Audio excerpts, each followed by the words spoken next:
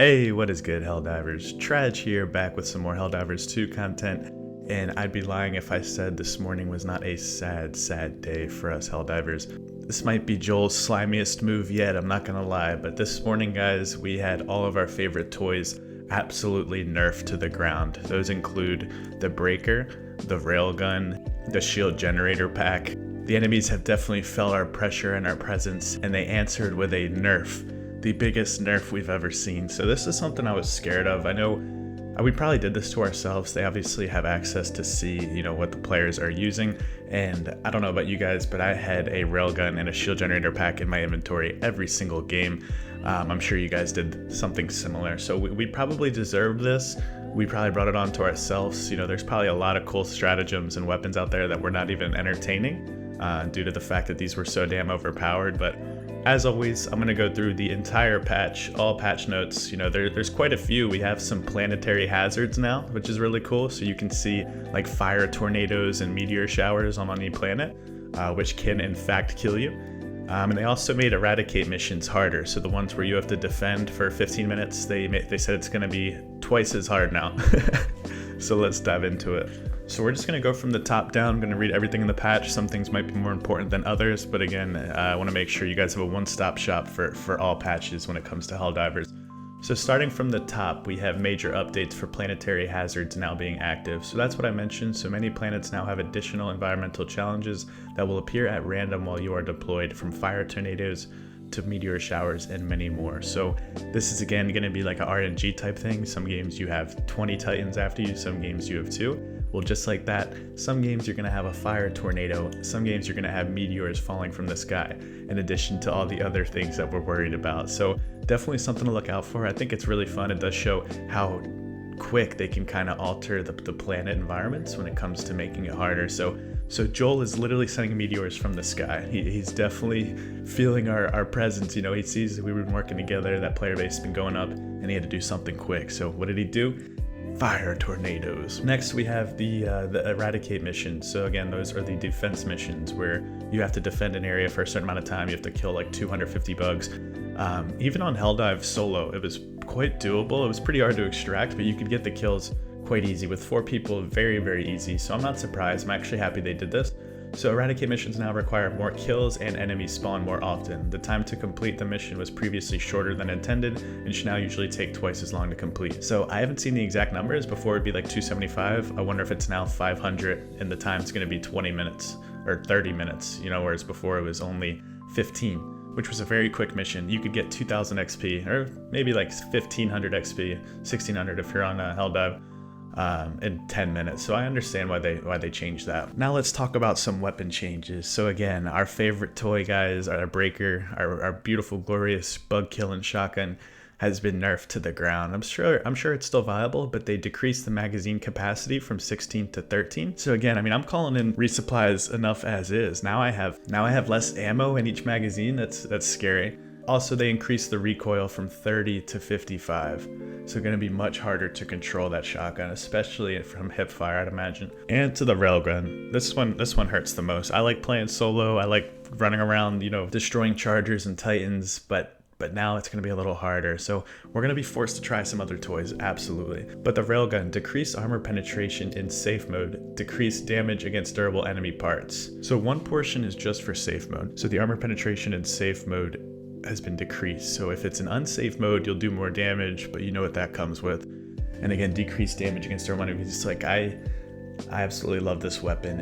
You could just smack a titan a couple times, you could rip a charger a couple times, you could take anything out, and now it's going to be much harder. So Helldivers 2 got a ton harder in the past 24 hours. No doubt about that. We do have some buffs, so it's not all doom and gloom. The flamethrower was increased its DPS by 50%, which is a huge buff. 50% damage increase. So I'll be playing with the flamethrower a bit today. Also the laser cannon. This was definitely not used much. I may have never shot a single laser cannon shot in my life. Compared to the other support weapons, it just was not viable. But they did increase the damage against durable enemy parts, increased armor penetration, and improved ergonomics. So laser cannon got buffed as well with the flamethrower. The Punisher, so we have a primary weapon buff, increased total ammo capacity from 40 to 60, increased stagger force, increased damage from 40 per bullet to 45 per bullet. I don't know, man, maybe the new setup is the Punisher jump pack in the flamethrower, man, who knows? And then the Breaker spray and pray, increased armor penetration, increased fire rate from 300 to 330, increased number of pallets from 12 to 16, and decreased magazine size from 32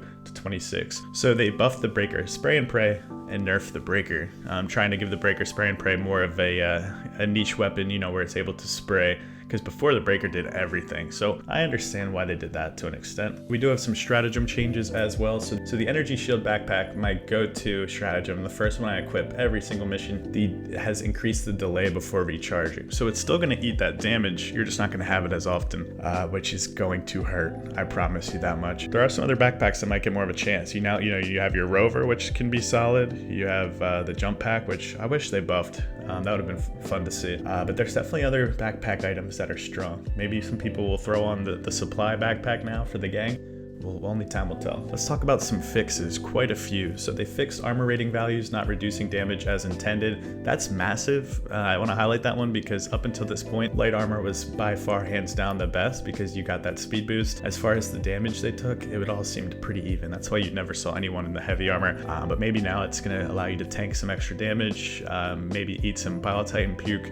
We'll see, you know, maybe it turns you into an absolute tank warhorse like intended. So armor rating values have been changed. I'd be interested to see how medium is, and am I going to die faster as a light now? Sounds like it. They fixed certain bug holes, thank goodness, including stalker nests. All the bullshit aside, a lot of the stuff they added will improve our day-to-day experience in Helldivers, no doubt about that, including stalker nests that were unnecessarily hard to destroy. So yeah, I definitely would come up to some bug holes and waste 3 grenades, 2 grenade launchers, and just end up having to throw a 500 bomb on it out of frustration. Sometimes it just would not explode. Fix anti-aliasing toggle not working on PS5. Balanced lighting across all planets to solve cases where the game is too dark. Improved the flashlight. Sounds like the game will be a bit easier to see. Increased visibility during sand rain weather on Errata Prime. Updated tutorial materials and lighting. Improved cases where some materials could look blurry if lighting graphic setting was set to low. So a lot of lighting fixes, we like to see that. Fixed timing issues that could occur in the Extract E710 primary objective. Changed button interaction behavior for buttons in bunker POIs. Helldivers will now let go of the button after holding it for a few seconds. Fixed some cases of large assets floating if the ground beneath them was blown up. Helldivers standing next to ICBMs during launch will get properly toasty with a chance of not so spontaneous combustion. Oh, that's kind of fun, a little more interactive. Fixed unthrowable snowballs after ragdolling. Fixed being able to use grenades after drowning.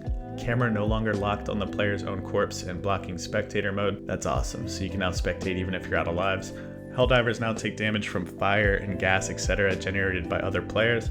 Be ready to burn a lot more, my friends. And armor no longer stretches when dismembered. And one of my favorite things about Helldivers, there's a ton, but I love how they add their known issues into their patches. A lot of games will just roll out fixes and just kind of ignore things that people have been complaining about. So although they didn't fix it on this patch, they understand what's happening and they're working towards it. So a couple known issues. The game may crash after dropping several high power stratagems in succession. Picking up items from caches may cause characters to freeze in place for an extended period of time. Picking up items from bunkers and caches in quick succession may render one of the items unpickable. And I don't know if you guys know that, but if you open like a garage and there's some medals and super credits, if you start spamming the pickup button, you'll only pick up one of them. It'll say you picked up the other one, but you'll see that it's still sitting in there and you did in fact not pick it up. So make sure you don't spam that. If there's 2 things you can pick up, again, like medals and super credits, inside those little bunkers that you can open, make sure you take your time and click X once at a time. Players cannot unfriend other players befriended via friend code.